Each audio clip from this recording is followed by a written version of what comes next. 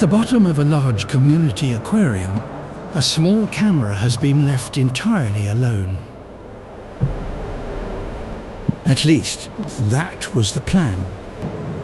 Within moments, one of the tank's most unusual residents appears from the darkness. Broad flippers carry a flattened grey body over the floor. A narrow snout points straight ahead, and, with the calm determination of an animal that has discovered unfamiliar furniture, the turtle advances directly toward the lens. This is one of our two turtles, Carettochelys Sniff and Tiffany Sniff. Tiffany is female, but from this low underwater angle, and without a permanent visual marker in every shot, we will not pretend that every passing shell can be named with certainty. Today, the star is simply the investigator. The investigator has questions. The first inspection is cautious. The turtle pauses on the bottom, facing the camera with forelimbs spread like wings. Pig-nosed turtles are sometimes called fly river turtles, and the reason becomes obvious when they move. Unlike most freshwater turtles, their limbs have evolved into powerful flippers. They do not paddle with little steps. They fly through the water. The face is stranger still. The nostrils sit at the end of a flexible, pig-like snout. It works rather like a snorkel, allowing the turtle to breathe while exposing very little of the head. Sensory receptors around that snout also help it investigate food in murky water, which makes a new object on the aquarium floor difficult to ignore. The turtle comes closer, closer, and then, for one magnificent moment, personal space ceases to exist.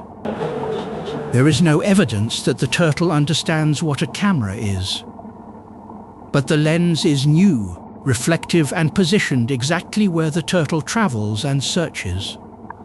Investigation is the most honest description.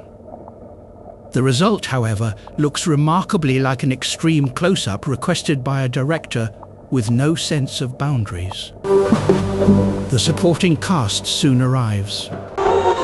This aquarium is also home to a busy community of large fish. They cross the frame at every depth, pale fish in the distance, red and white koi in the middle, and the occasional giant orange face occupying almost the entire screen.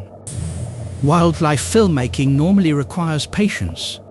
Here it also requires accepting that every fish believes it has been booked for the leading role. Behind the traffic, the turtle continues along the bottom. The white discs scattered across the floor create a busy search area, although a still frame alone cannot prove what is swallowed. What we can see is repeated bottom-level investigation. The head lowers, the snout passes close to the substrate, and the turtle returns again and again. That behavior suits an omnivore. In the wild, adult pig-nosed turtles eat a great deal of fruit, leaves, stems, and aquatic vegetation. But they can also take mollusks, crustaceans, insects, and other animal material. Their menu changes with age and opportunity. An aquarium observation is not a complete feeding guide, it is one small window into how a highly aquatic turtle examines its surroundings. Another shell enters the scene. For a few passages, two turtles share the bottom of the frame. One rests or advances near the food-strewn area, while the other crosses behind, beside, or briefly in front.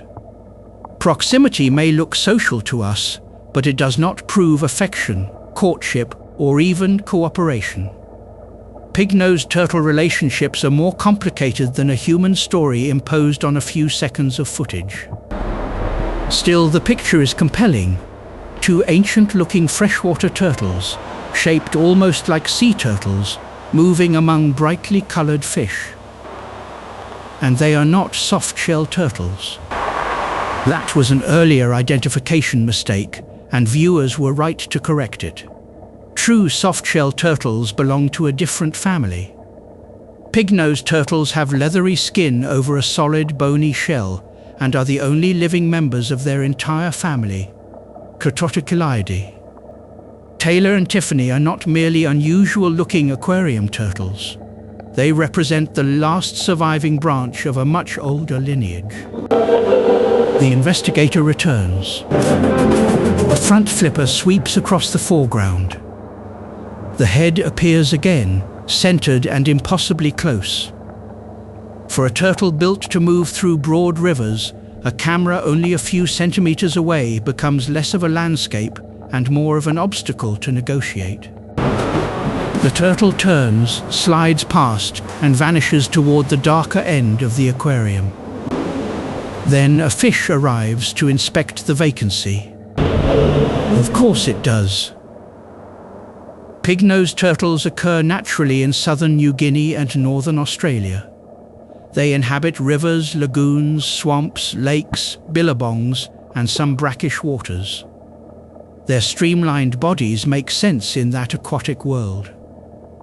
They are among the most water-adapted freshwater turtles alive. But this remarkable design has not protected them from people.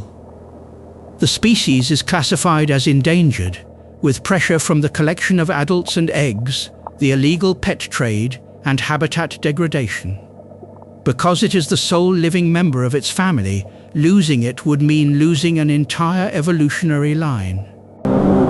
That context changes the meaning of an ordinary aquarium close-up. A flexible snout, a leathery shell, and two powerful flippers are not random oddities. They are the working parts of a freshwater specialist found nowhere else in quite the same form. At the end of the session, the aquarium grows quiet again. Fish move through suspended particles. A turtle rests in the distance, then begins another slow approach. The camera has learned very little about privacy, but it has given us a turtle's eye view of Taylor and Tiffany's world. A crowded community, a constantly changing floor, and two curious-looking animals whose biology is far more extraordinary than their nickname suggests. The next time a pig-nosed turtle looks directly into a lens, remember it may not be posing. It may simply be checking whether the new object is edible, movable, or in the way. And in this aquarium, the fish will still try to steal the shot.